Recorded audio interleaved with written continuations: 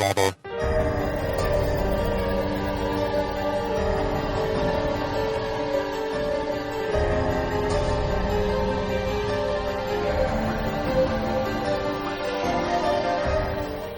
name's Cole Ross.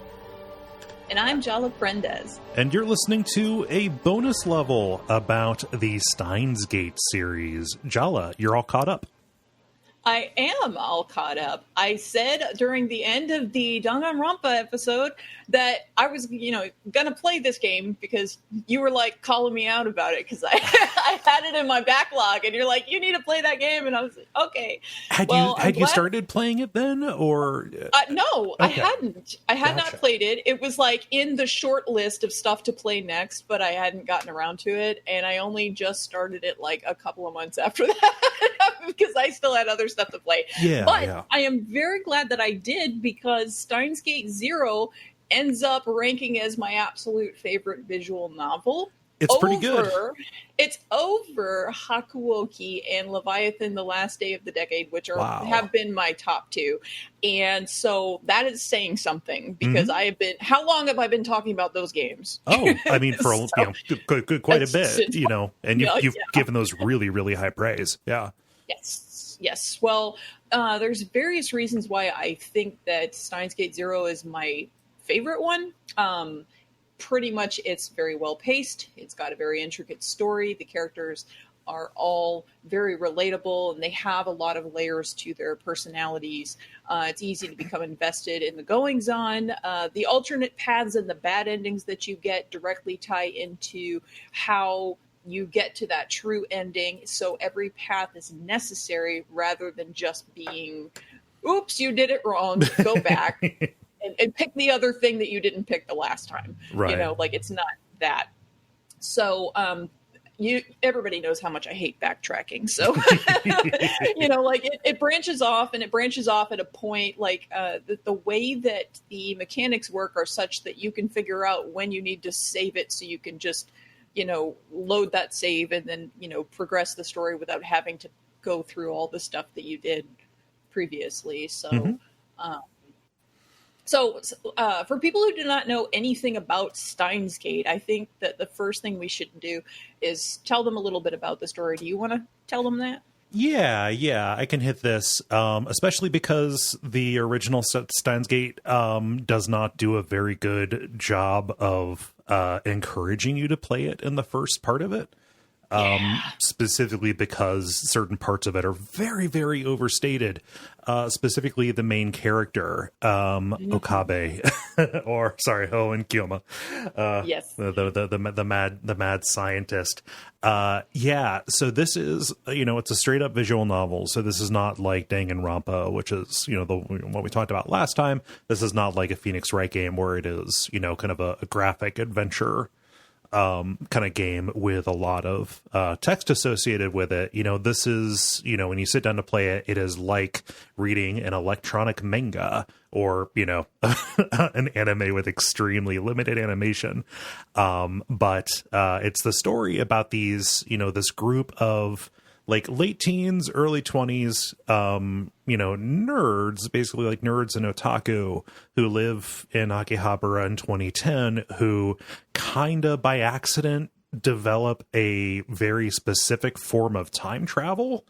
And they get caught up in this plot with these broader, more secretive organizations, and also basically fighting against fate itself as these different world lines, which is how this, this fiction handles causality, as these different world lines, forcibly converge at these, different, these different tragedies. The genre of this is really hard to pin down because it is very funny. A lot of it is played for laughs. A lot of it definitely is leaning into, a certain, a lot of like anime tropes, specifically because it is about these, fans, late teens, fans of this, of this, fiction and culture, this media. But also, this dips into some of the most effective horror that I've seen. Specifically like just real anxiety inducing stuff about time travel as they try to avert these catastrophes and don't. This is probably one of my favorite stories of time travel, specifically because of the way that it works, and specifically because the toll on our main character is shown so strongly. For sure. So in the original Steins Gate, the science behind how all of the time travel stuff works is really glacially paced. It's the first part of the game, and it's so hard to get past that initial part. But once you get past that initial section, I think it's like the first 4 chapters or so of the game, of the original game, then suddenly the pace picks up and it's like breakneck from then till the end of the thing. And every single time you get to an ending, you're like, oh my God. It is just affecting, very dramatic. And not only that, but very rapidly after that first slow part of the game where you're getting acquainted with the world, how the mechanics of everything works, and then also the characters, they start developing a lot more multi-dimensional aspects, where originally Okabe and Daru and all the other characters are pretty flat. They start once the heat is on and once the pressure starts building and all of these weird circumstances that they have never encountered before start happening, where they're being hunted by mercenaries who are trying to get a hold of their little time machine thing and all of this other stuff. Once the stakes start ramping up, those characters are put to all different kinds of tests. And, under that strain, they develop a lot more personality and become a lot more likable as characters. So, like, I spent in the original game the first 4 chapters going, how do you like this, Kole? And just not understanding. And I'm like, I can't stand the main guy. I can't stand his childhood friend. I can't stand his other friend, the big nerd guy. I can't stand anybody. Why is this a thing? But as it went on, like, I really started to like all of them. And then by Steins Gate 0, they all have so much more character development and so much growth. They go through so many changes as the story progresses, that by 0, the main character goes from being, this silly flip-it guy who's like, talking into a dead cell phone, making up stuff, to having legit PTSD from all of his attempts to fix the stuff that got screwed up and the people dying and things like that, and just becomes really relatable, even though I would not necessarily make the same calls that he does. Like, I'm on board for seeing what happens, and I really get invested in all of the characters and the scenarios. What they do with, Okabe Rentaro, starting out just being like, oh God, fuck this guy and his so like in the English dub, they call like, oh, you're delusional, but like the actual, like the word that they use is chunibyo. Like, I guess that's like what, like 8th grade syndrome or something like that. Yes. Like, it's the idea that like, oh, you're just like you're this teenager who is like acting way over the top. Like, you're acting like you have seen people act in movies and anime and stuff. And like, the course of the first Steins Gate is like, oh my God, fuck this guy, to like, oh, I kind of see why he's doing that. So when you learn the reason why he's doing it, it's fucking heartbreaking.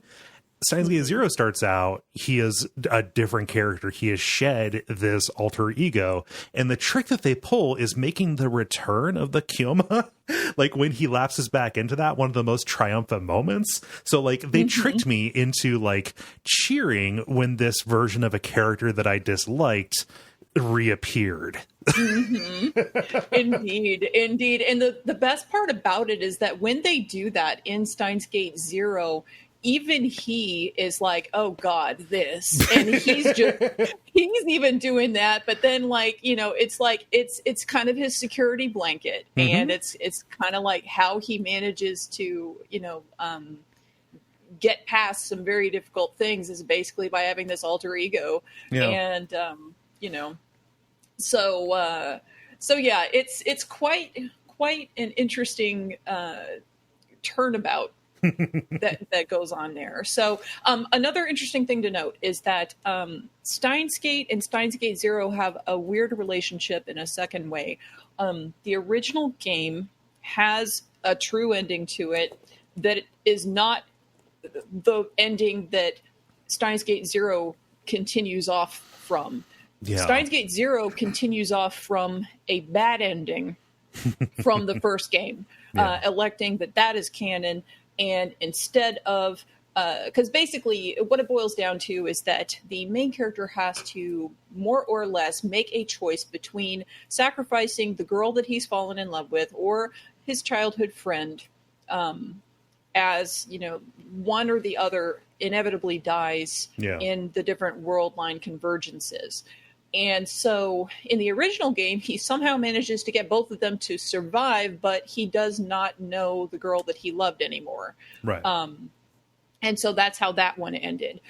However, in Steins Gate Zero, the girl that he loved, Kurisu, ends up dying. And that's where this game picks up, is with Okabe basically failing after 50 million tries of saving her, fails again, and is just broken by it and just can't handle doing any more of this attempts at fixing the time issues. Right. So he goes so far as to like destroy all of the time machine stuff and like stop everybody from working on it again. So, you know, that's where it begins, and then it follows, the rest of the game follows the consequences of his giving up and how that affects everything else in the world. Because another twist that we haven't mentioned yet, there are larger secret organizations that are out currently studying time travel. And one of those organizations, CERN, is the main villain in the original game, and sends out the mercenaries to go hunt down the time travel device that, you know, Okabe and his friends made. And there's other organizations that are also doing time travel research, and there's basically an arms race for a time machine that basically will culminate sooner or later into World War III. Yeah. And so what Okabe does in, you know, giving up and everything kind of, you know, will, and what he does throughout the course of Steins Gate Zero will hasten the coming of World War III, or, you know, otherwise affect things in such a way that it makes it even worse, if there is such a thing. Yeah, he needs to see how it will affect, like how soon it will come and how it affects the people that he cares about, you know, and like basically as part of what eventually leads to the good ending of Steins Gate, you know, the original Steins Gate Prime. I don't know, as part of the Deus Ex Machina that happens. So like all of, it's funny because all of Steins Gate Zero takes place during the ending of Steins Gate 1. Like you play, there's this Deus Ex Machina, and Zero is like, okay, he had to go through all this shit to figure out how to make the good ending happen and to like set things up so all of the machinations could work this way. So one of the things that I remember very strongly about the original game that it's kind of touched on in Zero, but not in quite the same way, is that Okabe, when he keeps on going back in time to try over and over again to save both his childhood friend and his love, ends up getting to the so worn down that he stops seeing all of the people around him as people, because they are just, you know, like figments of this thing. And he just starts having all these horrible thoughts that he would never have normally, like, you know, just thinking about all these different things he can do and just seeing them as objects, not as human beings anymore, because they've been repeating everything, and he's just seen them doing stuff over and over this whole time. So that was a really dramatic and very evocative aspect of the original game. I think probably the most evocative aspect for me personally in the first game. Stopping and see. So you're talking about, it's one of the first alternate endings that you can get. It's the Suzuha ending. Yes. and all the endings are kind of associated with a particular character. We can talk about who Sousa is later, but when he decides, okay, I can't save Mayuri, who's the childhood friend, he decides, okay, I've got these 2 days that I can spend because he can only go back 2 days. I'm going to live them over and over and over again, and the repetition of that, the dark ground, basically the darkest version of Groundhog Day, kind of lulls him into the sense of psychopathy. When I played this, originally, and like when I got to that, I was like, oh yeah, this is the thing that sells me. Like this convinced me that, like, oh yeah, this is worth seeing through to the end. Mm-hmm. Yeah, definitely. And that basically in that particular storyline where he is there with Suzuha, there is a point where he's just looking at her, and out of nowhere, he's just kind of like, she's really attractive. I could just have my way with her right here, and everything would be undone because time travel. Yeah. And, he, like, it's a dark thought that he has, and he backs away from it right away. But, like, the fact that he even thinks it, he's like, oh, crap. This is bad. This is really bad because I am not even thinking about her like a human being anymore. And he doesn't do anything like that. And actually, that ending ends up being a sort of romance between him and Suzuha. But, it's just a very. It surprised me that they went there.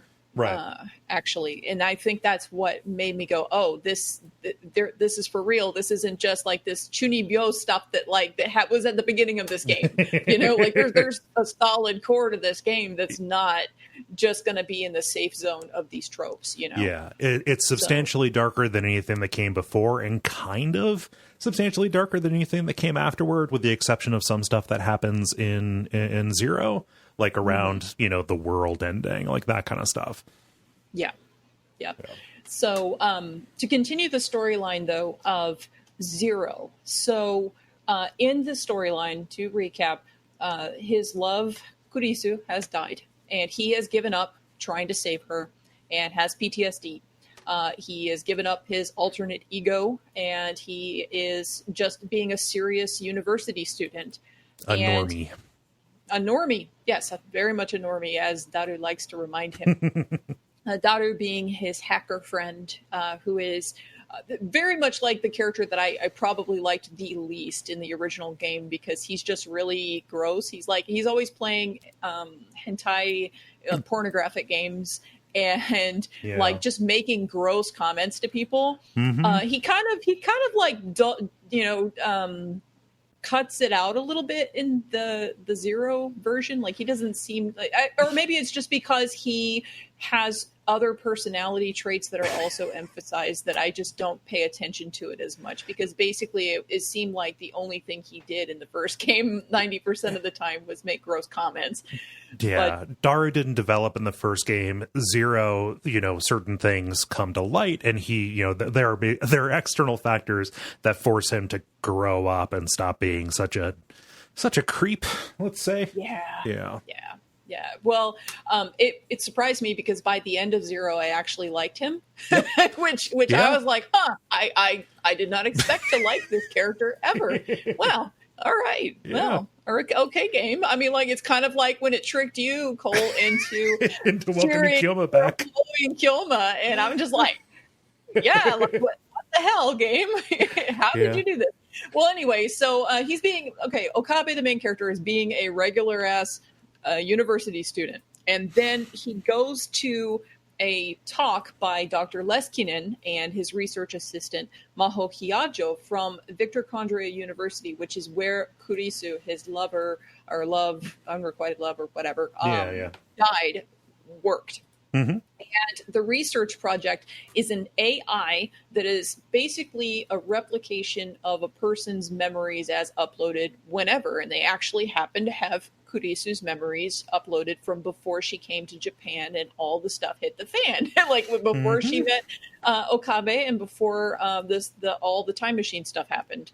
Yeah. And so basically Okabe ends up meeting the pair of scientists and then becoming a researcher slash, like tester basically for the Amadeus system, Amadeus being the AI. Yeah. So I want to talk about Leskinen just a little bit.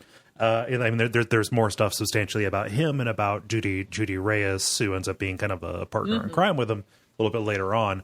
But like his ultra goofy personality, and specifically the way they decide to do the voice acting and stuff for him, is really funny to me. It is hilarious.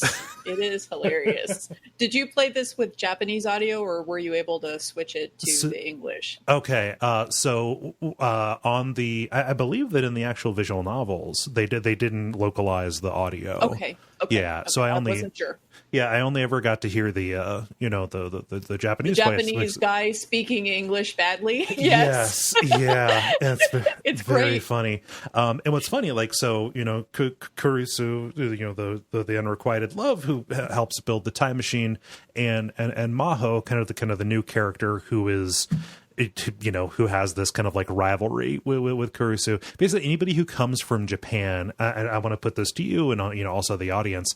Anybody who comes to Japan from America constantly like says, "I'm going to sue you for that." Like talking about sexual harassment and stuff like that.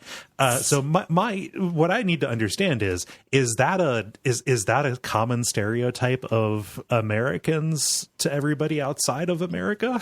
Well, I don't know about everybody outside of America, but I know from talking to my friends in Japan back, especially when I was doing a lot of language exchange stuff, that definitely there's two things that basically everybody thinks, or everybody seemed to think from the people I spoke to about Americans. One, they all have tattoos, and two, they like to sue people. Gotcha. Very litigious. So, so those are two very main things that are, pretty common thoughts through lines there. Okay, cool. I just I noticed it as a commonality. So I should probably say, Jolly, you recently played Steins Gate Zero. To prepare for this, I went back and I watched the animes of the anime adaptations of Steins Gate 1 and 0. And like I noticed that is kind of like a go-to joke for them, and I was unclear where that came from. That makes sense to me.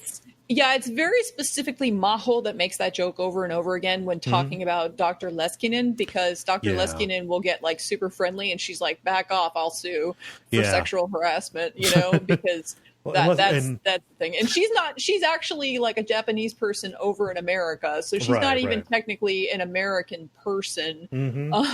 But it's just because she spent time in America.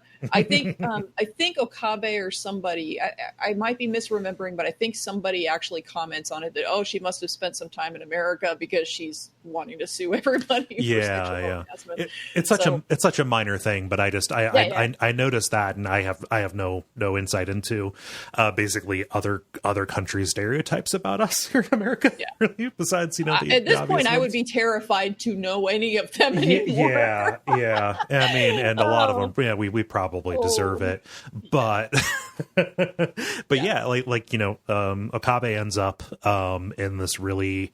It's a bad spot. He's been going to therapy and stuff, trying to forget the events of the summer of 2010. And then he, over the course of going to school, basically ends up having all of that reopened. Like, okay, I've been trying to forget this woman. Well, here is her personality and memories attached to a program that I am like kind of forced to talk to. And not only that, he elects to do it. They say, well, you don't have to, but he is so in love with her that he can't help himself. He's like, it's bad. I know it's going to be bad for me, but at the same time, I cannot. He cannot. It's a train wreck that he sees coming, and he's just on the tracks. He's gonna run into it. And the thing about it that's really poignant is the fact that there are so many points where he finds himself falling in love with her all over again, then going, wait a minute, this is an AI, this isn't a person. And then sometimes questioning himself, what is a person? Is this actually Kurisu? Like all this other stuff that he starts, questioning, like, what is a person in the first place? And, is this weird? Is this normal? Like, and then also just not knowing what to do about any of it, and just kind of broaching like a whole different, thought process there. I was worried that they were going to jump the tracks into a different kind of pseudoscience when they started playing with AI and identity, you know, like, you know, and by jump the tracks, I mean, like, you know, we already have Zero Escape, and Zero Escape really plays in that space quite a bit, and it's substantially different than this. So I'm happy with the way that it ultimately turned out, that they didn't, you know, that they didn't too much dwell on like the nature of Amadeus, and more it was kind of just focused on the function of her in the story. Because go ahead. Go ahead, finish your thought. No, like the important thing, what ends up, you know, happening besides, you know, her kind of keeping, you know, Okabe in his funk a little bit, but the important thing is that because Kurisu ended up, you know, writing the theory that became the underpinning for all of the, you know, the time travel and, you know, World War III, the fact that her memory still exists makes her existence incredibly dangerous, because all of that can just be dug up again as long as all of that is still there. Well, it's not only her memory in Amadeus, but it's also the fact that Maho, her rival / you know, sister friend, both there has the AI, but also has Kurisu's laptop from before everything happened, and it's locked, and she's trying to find a hacker to open up that data so she can get to it, because it's apparently impossible for anybody to open. But there's the fact that laptop exists also means that her research is still in there, and whoever can access that laptop has the capacity to you know, also rebuild everything. And so there's characters from Russia and other organizations that are all trying to get that data and get Amadeus and control of Amadeus as well. So there's multiple things. And your choices about whether, you know, when and how you talk to Kurisu Amadeus, that is what impacts the branching points. Although this game branches more substantially, so it branches earlier than the original Steins Gate does, and the individual you know, kind of divergences, like the chapters, they're much longer than what you found. Like in the original Steins Gate, they were like alternate endings more than anything else. Yes, and I will just put a pin in the AI talk, because I do want to talk about how it relates to Kagari, but insofar as gameplay is concerned, I was so glad that they changed the phone trigger system from the first game to the second game. So the way that you affect things in the original game is via a phone trigger system, where you are basically interacting with Okabe's phone. You take calls or don't take calls. You respond to text messages in certain ways. And that's how you affect things. The problem with that is because it is basically like alternate endings. That means you have to go through most of the story with this phone, jacking with it and doing certain things. And when you're skipping through all that text with the auto skip, it will skip over the stuff with the phone if you're not careful. And so, like, boy, that was a frustration for me. And so in Steins Gate Zero, they ameliorated that issue by, number one, making it to where the only things affecting it are whether or not you take calls from Amadeus / Kurisu AI, and like also the quick skip, I think it stops at the point whenever you get a phone call. So it stops and goes to like a slow down regular mode the moment you get to a decision point. So it allows you, and also you can also save right when the phone is ringing, so you don't have to go back to that point and skip again. So all of that makes it so much smoother on the second game to go through and play. But again, like those breaking points, those decision points happen so much earlier in the second game that it really makes for a lot smoother of a gaming experience when you're going through. So it's not so much of the same ground being tread over again. Yeah. And like the true ending that you get here just relies on you hitting a couple of certain other endings first. in the first game, in the previous work, like the true ending was hidden behind, so like you had to read a guide. I don't know how somebody would make those decisions and respond in the correct way to like prompt the extra scenes that you need to make the right thing happen. Yeah, and so because of the opacity of the first game, like the gameplay experience is actually, as weird as it sounds for a visual novel, which is gameplay light, it's far less intensive and less, difficult to get through on Zero than it is on the first game. So what they did to streamline it works so well.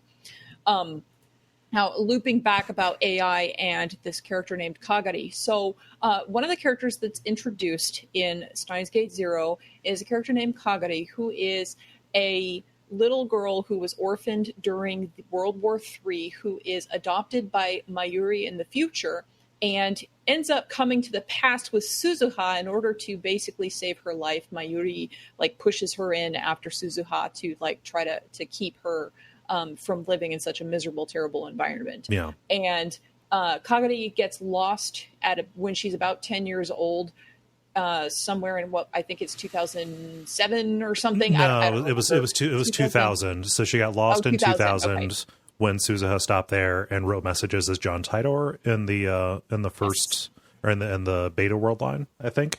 And she lost her in 2000 and then jumped to 2010 to look for her dad. Okay, yeah, I knew that she was lost some amount of time beforehand, but I had no idea where. So anyway, Kagari is lost. Suzuha has been searching for her this entire time, and one of her different missions in Steins Gate Zero is to look for her. I'll talk about who Suzuha is in just a minute, but basically this character of Kagari, you find out throughout the course of all of the different endings that she was kidnapped and experimented on, and memories of Kurisu have been implanted inside of her head. So one of the endings involves Kagari basically losing all of her memories of herself and being taken over by the memories of Kurisu and pretty much just being like Kurisu Part 2. That is so fucked up. I forgot about that. That's one of the endings. Another ending with Kagari is where she remembers all of her past and what happened to her in World War III and everything.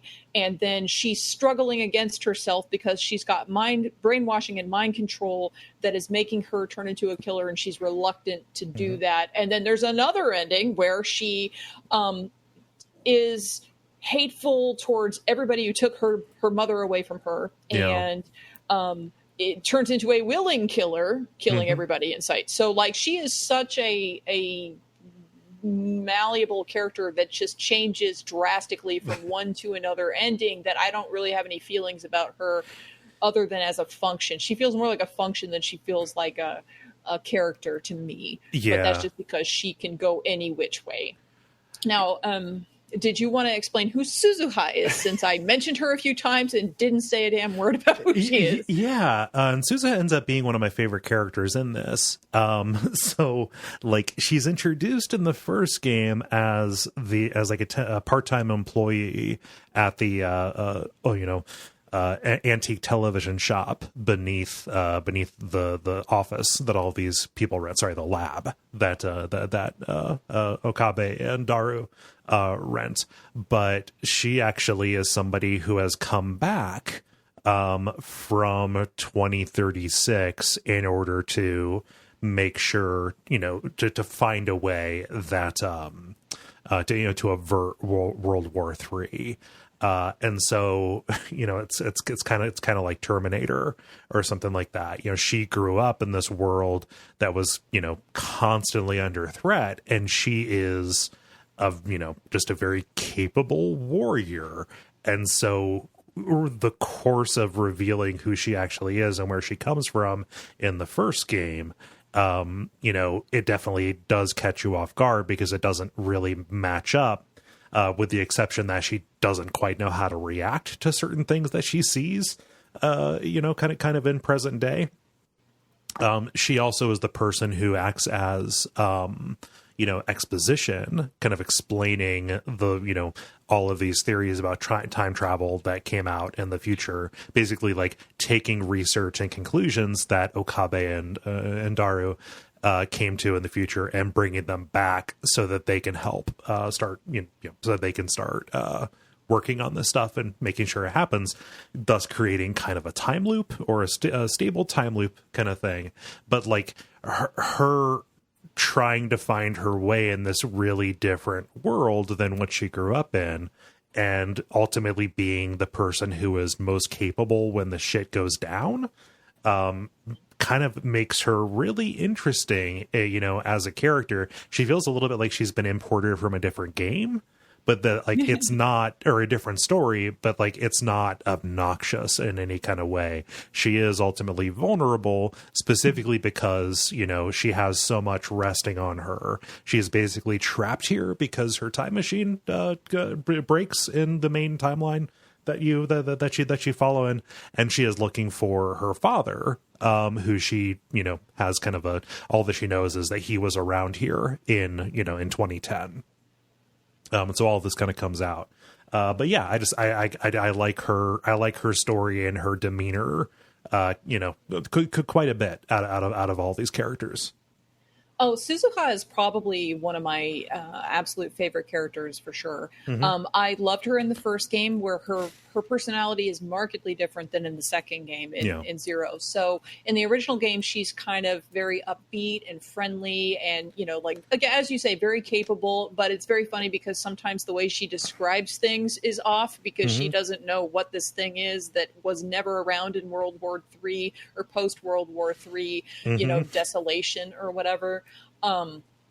And she also comes off as being very lonely because, nobody understands. I mean, how can they, and that kind of sentiment continues into Steins Gate Zero, where Okabe has kind of like a shock when he sees Suzuha, and he's used to her being the happy-go-lucky Suzuha that he remembers from this other world line, and she is very serious. She's very mission-focused, and she's just like, out looking for Kagari, who is, the adoptive daughter of Mayuri, and trying to convince Okabe to look for Steins Gate, which is supposed to be like the place of worldwide convergence where both Kurisu and Mayuri exist. Yes. And so this perfect special place is like incredibly difficult to get to.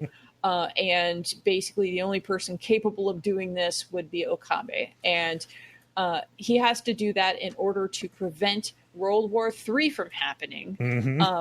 And he's just given up in Zero as the game starts. And so she is suffering, like fears of failure. Like, how am I going to, like the time is coming. It's going to be any time now that World War III is going to happen. And I have to do this. And I don't even know where Kagari went to, and all this other stuff. So she is very, very distraught and very, very alone and very mission focused, to the point that she can't even have simple pleasures. And she's got so many scars on her body that she can't, like, say, for example, just relax with the girls for an evening, because if she does, then they will see her scars and ask questions, and she can't explain why she's as young as she is with all of these scars from battle. And, she actually forms quite a touching relationship with Daru, who is her father. In the present day, like, basically the weirdness about that is that Daru is about her age, but is her father because she's from the future. And so the thing that really forces him to grow up is the fact that he now has his daughter from the future who's about his age, but like he's gotta play dad, and he has no idea what he's doing. And he's like, the little otaku who chills out and plays hentai games all day. And he's just like, I don't even know. And he actually does a pretty good job of being dad when it counts. And he steps up to the plate. Yeah, he really does. And so like it surprised the hell out of me when I ended up liking him. And I'm like, okay, well that's a thing. But Suzuha just misses her dad so much that it's really weird for her too, because she wants to just like go and give him a hug and cry on his shoulder. But, this is not her dad. This is like her dad as a younger man who's just like, it's very awkward and weird for her. And, so there's a little bit of a Back to the Future kind of angle to this as well, where she is trying very hard to make sure that he ends up with her mom, who's kind of introduced in this handful of characters, and who are brought in Steins Gate Zero, who are like Mayuri's friends. And it ends up kind of being a little bit of a filler episode in the anime where they're like trying to convince him, to straighten up and be a little bit more normal and go on a date with her. And ultimately the revelation of like, oh, I don't need you to do this. I like you the way that you are, ends up being, kind of sweet, to a certain degree. Like, oh, they're going to end up together anyway. So she probably didn't have a reason to worry. Like, all of that is just like, it feels like they put in 2 games worth of character development for Daru just because they didn't really have much in the first. Yeah. So, well, I definitely enjoyed that. Although at the same time, it was like, just leave them alone. Like I was like almost screaming at my Switch, like, just leave them alone and just let them be and they will be fine. I promise you, just cause basically the character that is Suzuha's mother, is actively a cosplayer. She's a cosplayer who's into anime and stuff like that, and she likes dressing sexy and doing all this other stuff. And so she's like basically a perfect fit for Daru. And it's like, just he doesn't have to be anything other than what he is. That's fine, something that is like completely overlooked in the anime is like the plot line where Suzuha's mom, and Daru's girlfriend Amane, it turns out that she is Kaguri, who has been I forget all of that because it's been years since I've since I played Steins Gate Zero. What was the deal with that where she was Kaguri this time?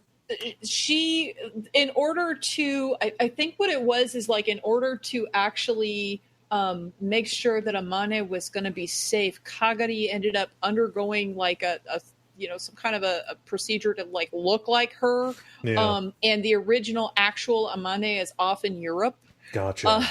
Okay. And so it was like basically to make sure that Amane would still be alive. I don't know exactly. Like that was a very weird ending, and it was just like, whoa, that's real left field. Yeah. But she is Kagari in one of the things. But then like in the rest of them, like that's not mentioned at all. So I didn't know what to think about it because all the rest of them, Kagari is the girl that looks similar to Kurisu, who ends up being like this plot device character. So I didn't really know what to think about that. Like that was mixed in with a little bit of like fast and looseness that they indulged in with who is the assassin in the motorcycle gear. Like whenever that person pops up, and it's intentionally there to remind you of a beat in Steins Gate 1 where it's Moeka, but like one of the things that changes between all of the different endings is like who that actually is. And like Kaguri, sometimes it's Kaguri, sometimes it's Reyes, sometimes it's Moeka. Like it feels like, there's not actually like a causal reason why that would change. It's just like, that is what would result in a different story. So let's just go with it that way. Mm-hmm. Yeah. So I know that we were talking about Dr. Leskinen, the guy who is heading the research that created Amadeus, the AI that has Kurisu's memory in it. Mm-hmm. And we were going to talk about him a little bit more. So you want to talk a little bit more about Leskinen and Reyes? And now you've name dropped both of them? Yeah. So they both present, so they're both foreigners, and they both present as incredibly goofy and like parental. Like, they're both trying to get, Okabe and Maho together, and both of them, really resent that. And like they're, at the very least, Leskinen ends up being kind of a source of stability, oftentimes for like a couple of these characters to go to, specifically Maho, and a couple of times for Okabe. Reyes is a little bit more over the top than Leskinon, but they're both, or Leskinen, but they're both, incredibly goofy is how they present. And, people who have not played the games, this is kind of a big deal, but they end up being some of the biggest villains in this. And I'm a little bit unclear. I forget how Judy Reyes articulates in the actual game. I think they combined her a little bit with Leskinen. She has a very diminished role in the anime. Where she and, Leskinen is working for Stratfor, which is basically like an Illuminati kind of thing, and she is working for DARPA. And they're yes. both kind of they're basically double agents working with and against each other to a certain degree. But the reveal where they are manipulating not just these, these young adults, these students, but also, what Leskinen does by being responsible for what happens to Kagari and using her as basically the world's slowest messenger pigeon to manipulate things is really, really sinister, and it's really gratifying to see bad things happen to them in the world lines that or the endings that end up having them get any comeuppance.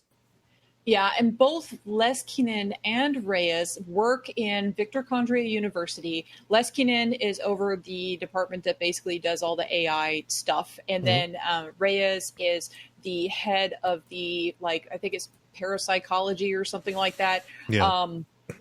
Anyway, the more brain science-y, direct brain science-y stuff.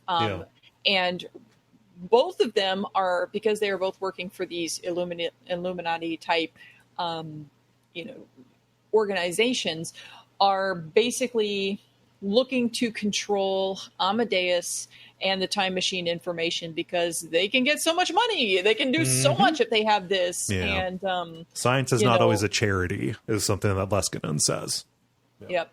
And Leskinen actually presents a little bit less evil, at least from my memory, than Reyes does, because Reyes is manipulating Kagari, and I think wasn't her team the one responsible for Kagari's brainwashing in the first place or something? That makes sense. The anime puts most of that on Leskinen. When Moeka and Okabe drive to the mountains in the north and go to that compound where Kagari was kept, that was Leskinen who was running that, not Reyes. Yeah. I seem to remember one of the endings where Reyes was like, "Oh yeah, she's outlived her usefulness now. It's fine," and was just whatever about it. Yeah. But she, who knows who? She was manipulating quite a few different people. Yeah. In her ending, she was also manipulating Leskinen. Whereas in Leskinen's ending, basically Reyes is just failing, and he knew about her, but wasn't, foiling all of her plans the same way that he ends up, or the way that she ends up doing it in her ending. But anyway, there's just a bunch of double crossing and all these characters that seem to be pretty, solid bros or whatever are not.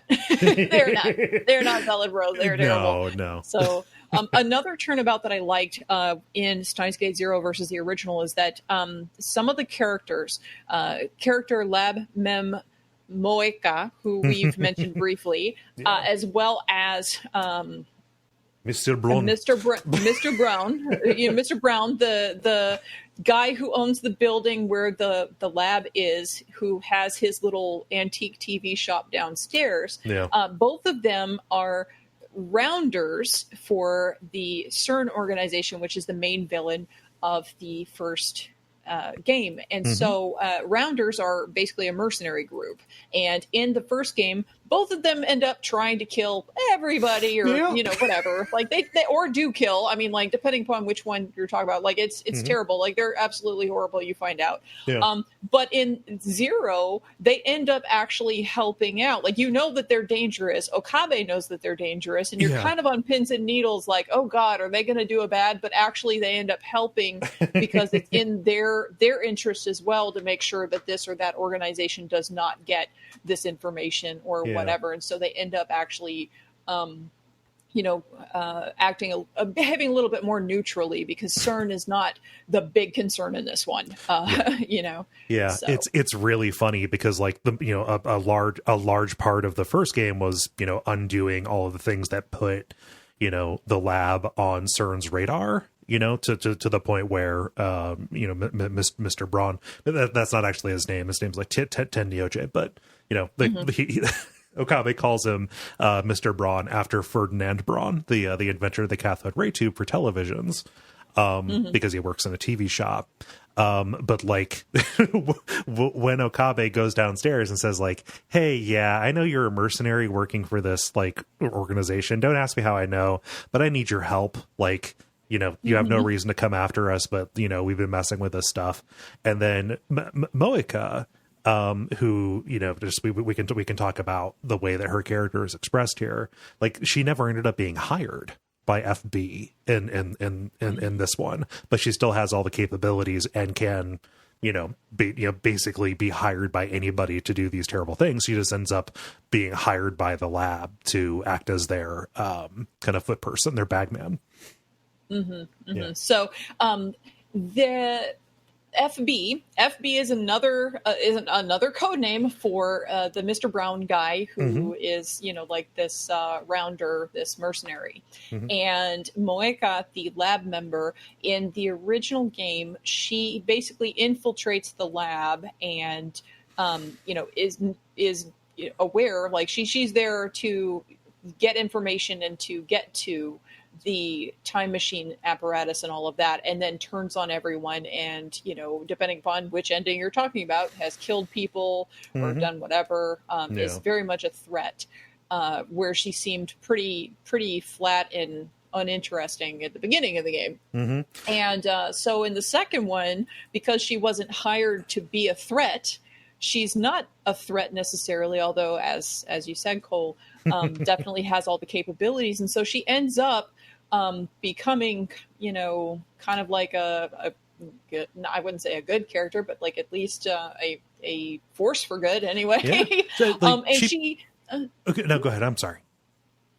I was just going to say that she also even has some character development with the other girls, particularly Maho. She has like a bonding moment with Maho because they're both slovenly and like they have this weird camaraderie that builds up during the course of the game, which is very left field to see, but actually rather entertaining. Yeah. So Moeka, her full name's Moeka Kiryu. Sometimes she's referred to as either of them. She specifically has like kind of an unnamed social disorder, where she is incredibly shy, and really has not made an awful lot of connections, has no family. And that's how the Rounders and CERN were able to manipulate her, was basically by, finding a way to communicate with her and give her a purpose to, to kind of go after. But the main way that she interacts with people, she will speak in like one or two word sentences, but she prefers to interact by text message or email. And she rattles these off so quickly that Okabe calls her Shining Finger. She is like that in all of basically in any of her appearances, where she is like far more expressive and far more talky. She just prefers to do it through a machine. And so like that is one of the ways that she is able to insinuate herself into the lab in the first game, is by seeming like a bigger weirdo than anybody else who is there. And like, oh, she's harmless. It's fine. Well, yeah. What's really interesting about her as a character is that part of that makes it even more disconcerting is the fact that when she types her things, she uses all these emotes and all this other stuff, but she's so deadpan looking, and she has no inflection to her voice when she's speaking, if she speaks. But like when she's typing, she will be super cutesy and express all of these emotions that just do not come across otherwise. And so it's actually pretty funny, because this game overall does a really good job, in my opinion, of showing all different kinds of internet people. I mean, like, these are I'm looking at, like, all these people are internet people. They all have different personas. Like Kurisu, the unrequited love crush, genius girl who comes up with the whole time machine theory in the first place, is an active channeler. At channel being, like this whole messaging system, and she just will flame people. That becomes like a thing. That is a way that Okabe actually ends up sending secret messages to Amadeus, because the AI of her, AI of Kurisu and Amadeus is also an channeler. I love that she gets bored, and even the AI. So like she does it on the she does it on the sly, like At-chan being a stand-in for 2chan, and like everybody like just kind of like, oh yeah, you totally have this part to yourself, but you're way into that. I just love that she is like ashamed to be a part of that culture, but she is so in it. Yep.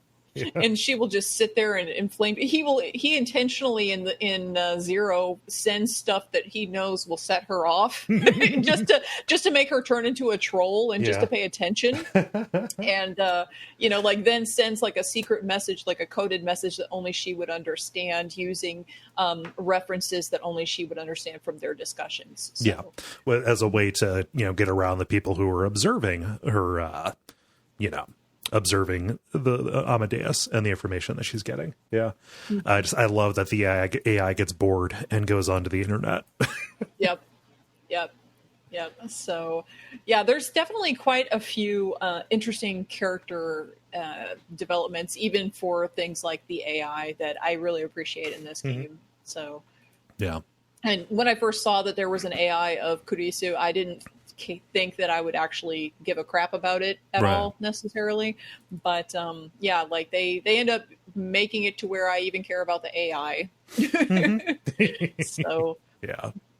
So the way that Steins Gate Zero culminates is in any number of different endings, but I think the true ending is basically where Mayuri, the childhood friend, overhears Okabe talking about how it's either Mayuri or Kurisu who has to die. Right.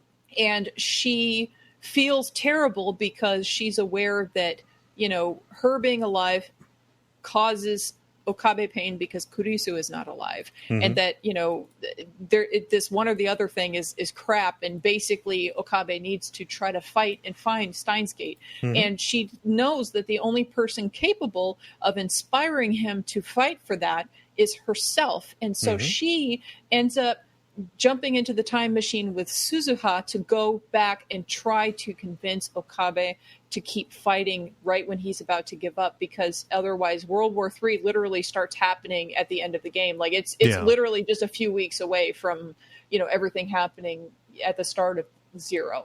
And so some of the major flashes that happen in the game are where Okabe ends up skipping forward into the future and is in the future dealing with this whole Terminator post-apocalyptic crap with all these dead bodies everywhere and all kinds of stuff. Yeah.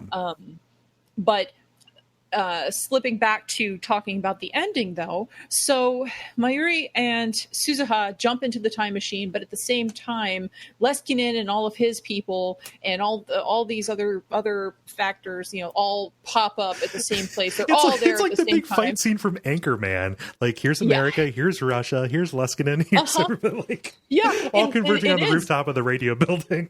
Yeah, and it is, and it's literally America and Russia and Leskinen and like I don't know, like this, that, and the kitchen sink. Everybody's there, and right about then, the time machine leaves, but there's some kind of a malfunction. I don't remember. Doesn't it get hit or something? And like, or there's like low fuel or something. There's something wrong with it to where they don't know where the hell Mayuri and Suzuha went to. They disappeared to somewhere. Yeah. So it's two things. Initially, when it goes to warp away, a helicopter shoots it with a missile and it explodes. Yeah.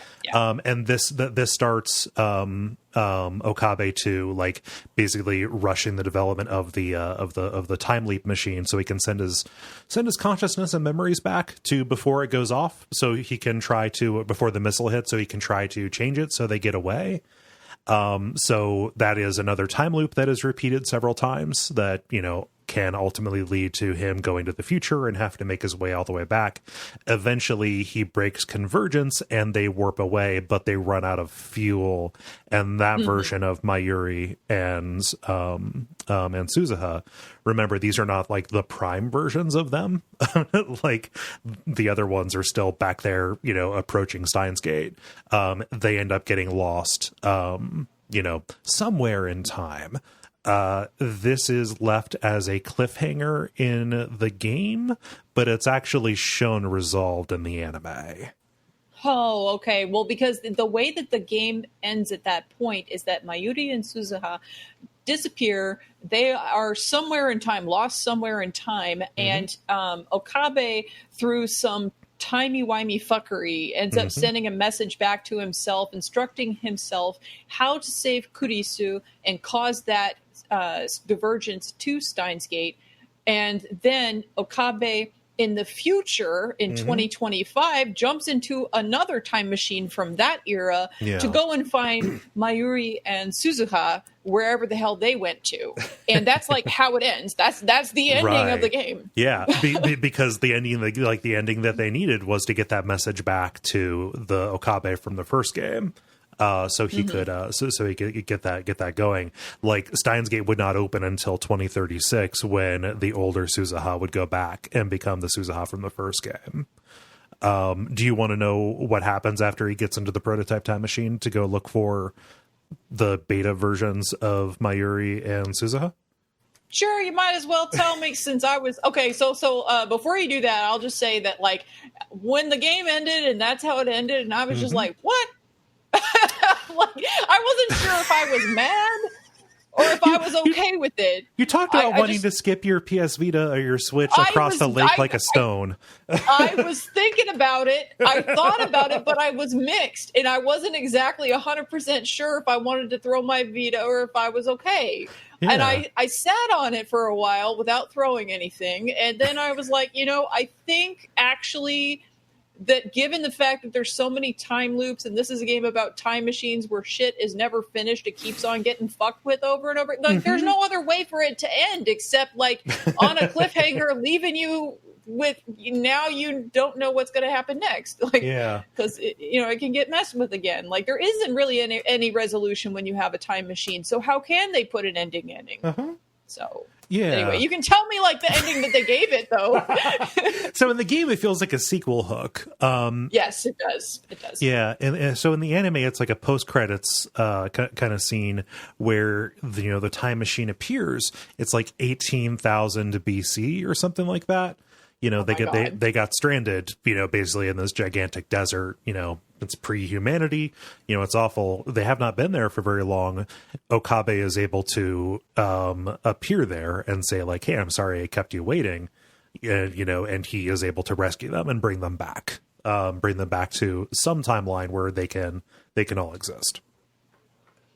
Okay, well, that just sounds like a cop-out, but okay. Yeah. I'll just, okay, whatever. Like, I do not even know how he would begin to even find them, but okay. They mention, like, tracking, basically detecting the Care black hole that they use to compress the time machine and seeing where it led to. It is a little bit of a cop-out, but it is a way to provide, I have no idea. Some kind of closure, yeah. Yeah, so I don't know what their plans are, if they're, if they think that, basically, like, if when they made the visual novel, they didn't know if they were going to make another one. And by the time they made the anime, they realized, no, the main story of this is over, and we're going to be doing kind of these side stories from now on. That's kind of what it feels like to me. But, like, the prime story, which is the one from the original Steins Gate, is resolved with the opening of Steins Gate that leaves leaves everybody alive in World War III averted, and Okabe and Kurisu effectively strangers, but still in a position to get to know each other.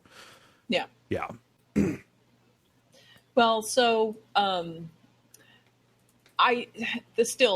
me, it's like I still feel like Steins Gate Zero has this sounds weird, especially since I was about to throw my Vita. I think it has a better ending. Yeah. I think it has the better ending of the two. Oh, of course. Like in the first one, like it's a bunch of Deus Ex Machina. Like, okay, the conditions had to be just such, right. You had to, basically Okabe had to see Kurisu die in order to get like the motivation. And I think that this one does have the better ending because, it actually like it shows a little bit more of its work. Like it does more of its math on the screen, Yeah. So, well, this series also has, as you mentioned, different spin-off games. Some of these spin-off games actually occurred throughout the process of the making of these two main games, Steins Gate and Steins Gate Zero. And there's also other IP releases throughout. There is a manga, 2 different series by 2 different authors. There's the anime, which is 2 seasons with a movie. There are light novels, different drama CDs, an internet radio show, music CDs, a board game that's based on Rynet, which is the game that Faris, one of the characters, plays particularly heavily in the first game. There was a live-action play. There is also a live-action Hollywood TV series that was announced this year. That was announced. So, that's a thing. It was in IGN that they were talking about there's going to be a live action show adaptation of this. In addition to that, there are different spin-off games. There is Steins Gate, My Darling's Embrace, which I played a little bit of. It is basically a fan disc that was released in 2011. That is, it's basically omake or extra content for fans that were made by the game's creators. It's a non-canon dating sim that takes place during the events of the original Steins Gate, but in a different world line somewhere, because you can very conveniently say that everything takes place in a different world line. Well, yeah.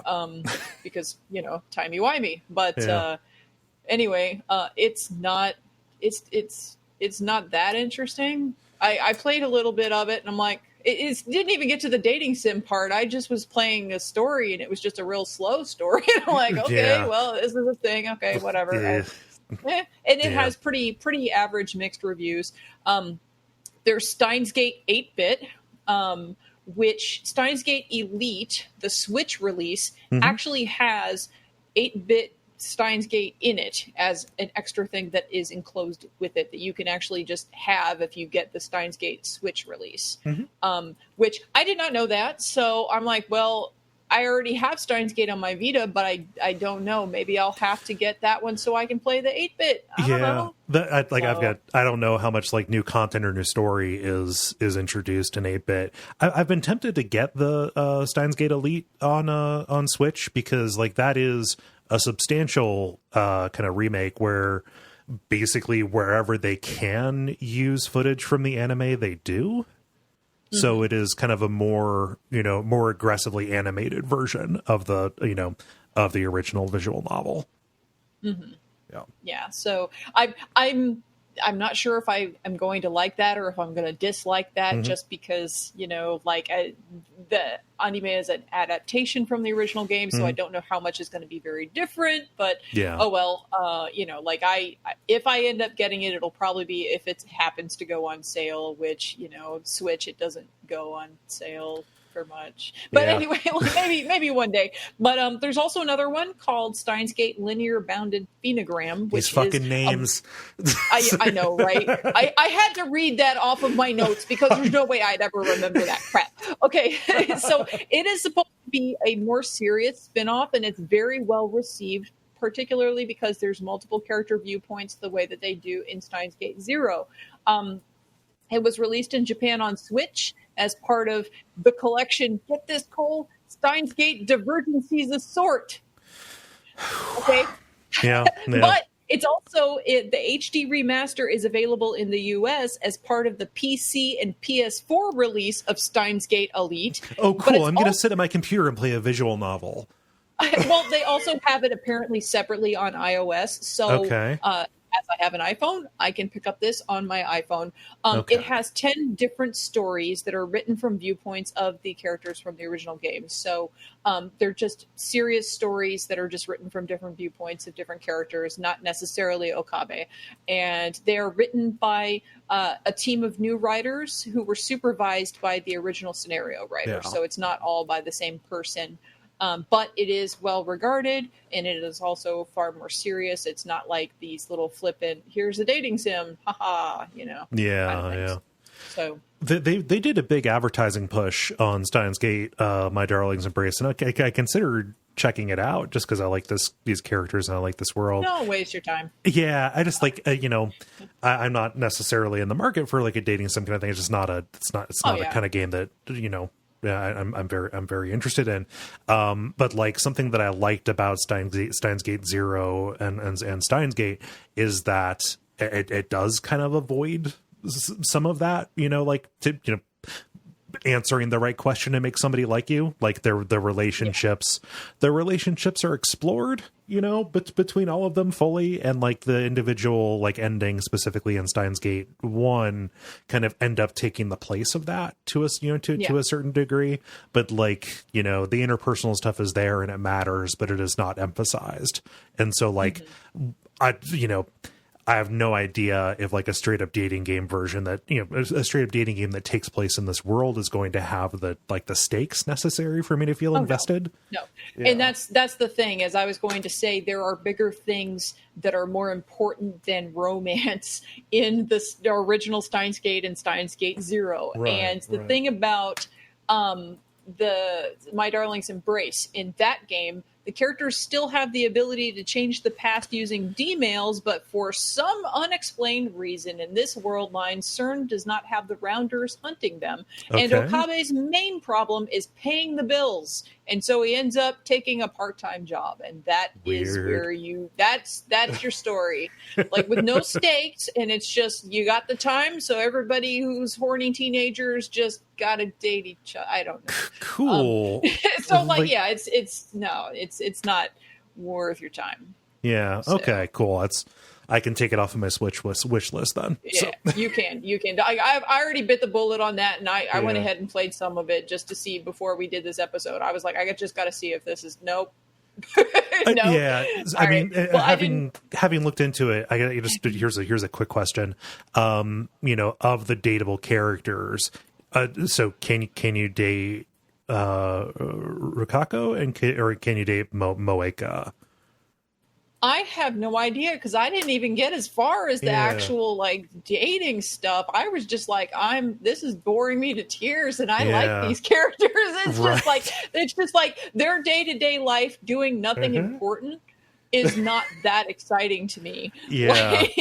It's really just not. And like I'm just like I got not enough interest in finish. Gotcha. I like these characters and I like this world. I do not like what this is doing. It's too much of nothing.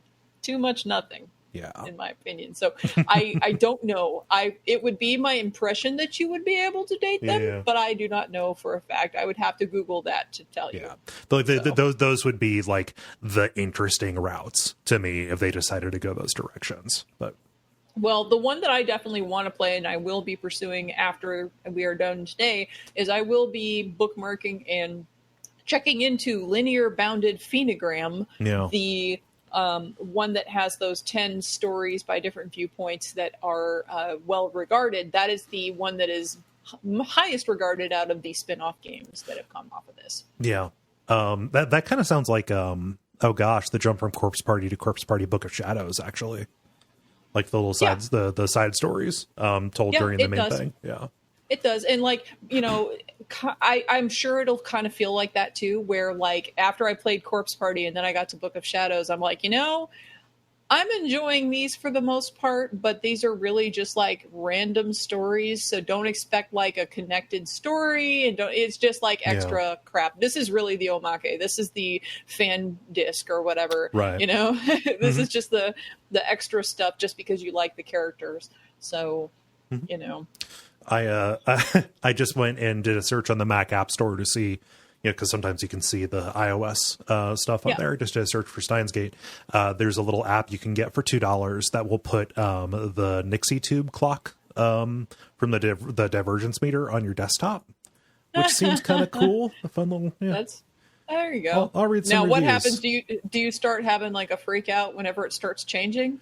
No, you can set it up to be that it's actually like a date display or something like that. Oh, I don't. Maybe you can have it set to display the thing. I don't know. I really, ever since playing this, I've wanted to get like a Nixie tube kit and make a clock, because those are sweet.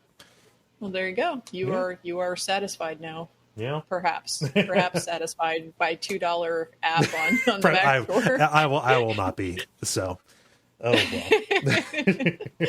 You got some higher expectations than that. Yeah. So. Yep. Yeah. So overall, my general feeling about Steins Gate as a property, I guess, it has a lot more horror elements than I expected going into it. I really was just like, well, I didn't sign up. I don't know what I was signing up for, but I didn't think it was that. But that's cool because I happen to like horror, so we're good, you know. Yeah, I just, man, like just Okabe's whole journey.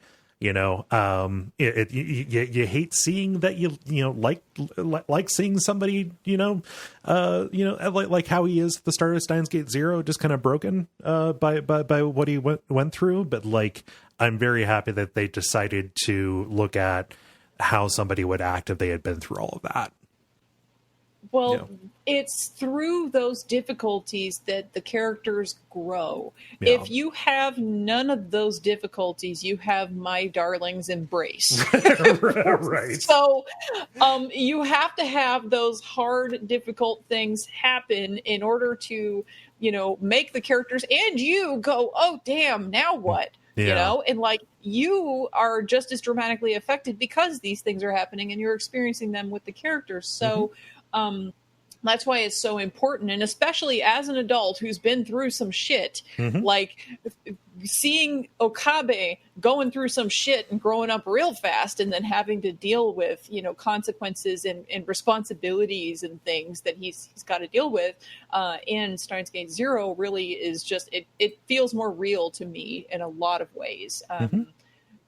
For that. So that's why it's easier for me to get invested in Zero versus the original game. Although the original game is 1,000,000% necessary in order to go into Zero and understand a damn thing or have any appreciation for the subtleties. Right. So I'm really, I'm curious, so this is part of like a broader, let's say like collection, like an anthology, called, Science Adventure. All of them are kind of co-developed by the Studio 5 PB. Nitro Plus Mages is somewhere in there as well. The only other one of these outside of Steins Gate and Steins Gate Zero that has come here to America that I've seen is Chaos Child, which is a follow-up to Chaos Head, which has not been localized officially here in America. I've got Chaos Child and I've played it, and it is more explicitly horror based, like a psychological horror kind of thing. And what that uses instead of a phone trigger is delusion trigger, because your character is having like hallucinations and you try to decide which of those you kind of go for. I really want to fire that back up again and see kind of how that goes. But like, I'm worried that not having played Chaos Head, I will be lost. There are like other things here in the series that have not come out here, like Robotics Notes is another one that I guess is being localized at this point, is going to be coming out soon. I just kind of want to see more of these and see other stuff that kind of like what did they decide had enough in common with Steins Gate to lump these together.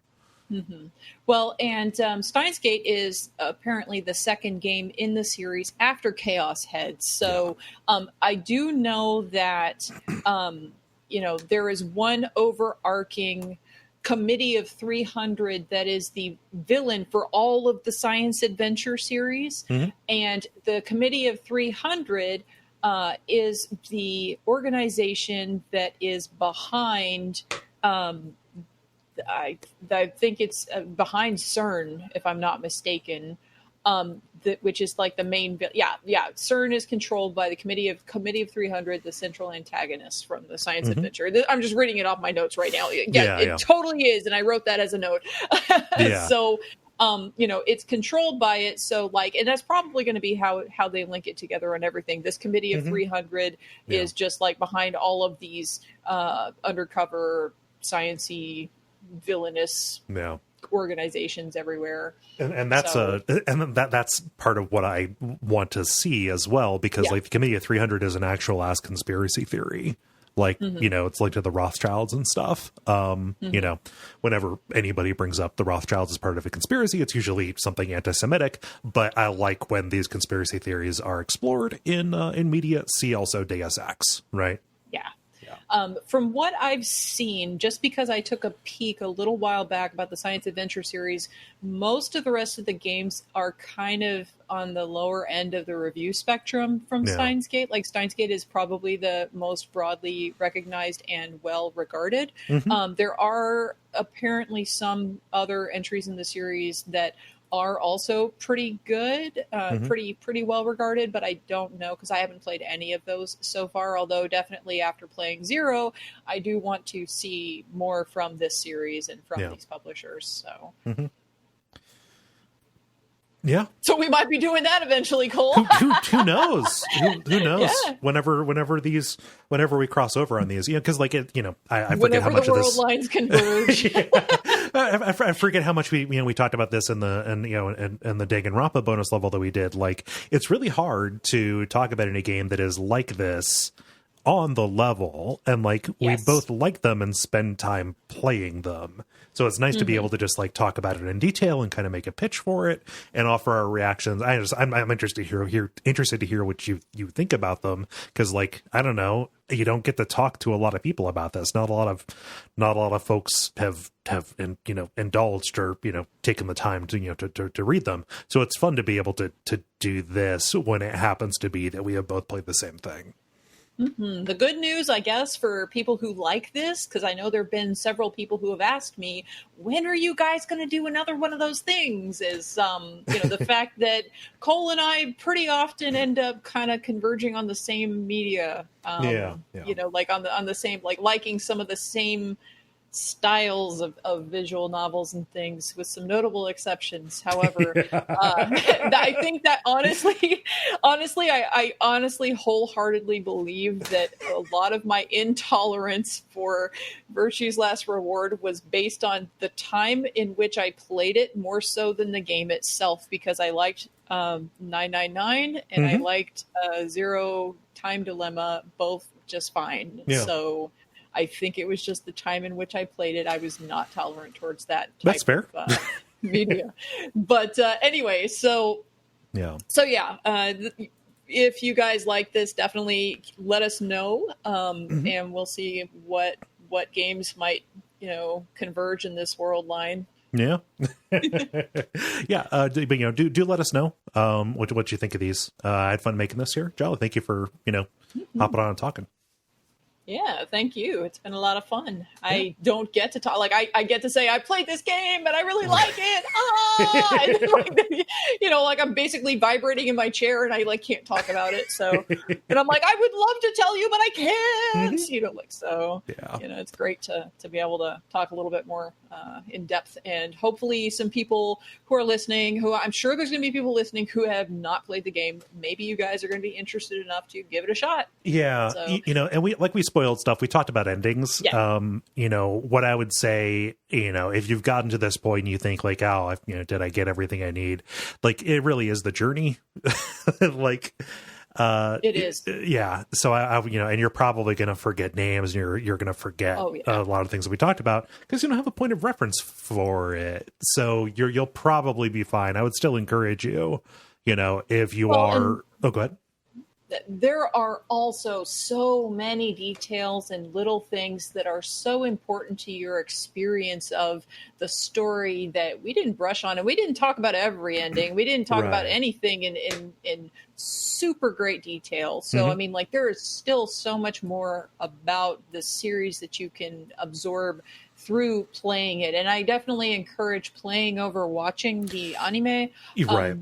Just because that road to get to that ending is really the important part of it, and those false starts, those endings that you basically are only getting information about a character or about a scenario, but then you have to start over again. But now you are empowered with that knowledge. I mean, all of that is crucial to each successive unveiling of the next plot point. Mm-hmm. So, yeah, I would also say that having consumed both, the anime does strip away, a lot from the story, and those endings that you get specifically in the first one, they do add an awful lot more. That it would be a shame to lose out on that. So while the anime itself is very well done, the voice acting is great. The voice acting in the game is really good too. The animation is very well done. The game I also would say is the proper way to go about it. Mm-hmm. You're gonna get the most, I would say, by doing that. Yes, yeah. Definitely. And Steins Gate Zero, I just realized this. They're doing an elite version of that coming up here soon as well. So yeah, that'll be more readily available as well. Mm-hmm. Cool. Well, I don't know. I mean, I could talk more about this, but I think that we've reached a natural conclusion point. Yeah, I know. There's still so much more that you can say about this series as a whole, and each individual game, and lots of different details about the characters, the story, the setting, any of that. Yeah. But I think we are at a good stopping point, though. Yeah, cool. Well, thank you, Jala. Thank you. Thank you, everybody who listened. If if you're hearing this, if this is the first thing that you have heard, I find that very hard to believe, but we do a weekly regular kind of show about current games and things like that. My sense is you probably came here from that. So all the things that you can do otherwise. So we're just going to say goodbye. It's weird to end a show just like this without doing our little ritual. So goodbye. Bye.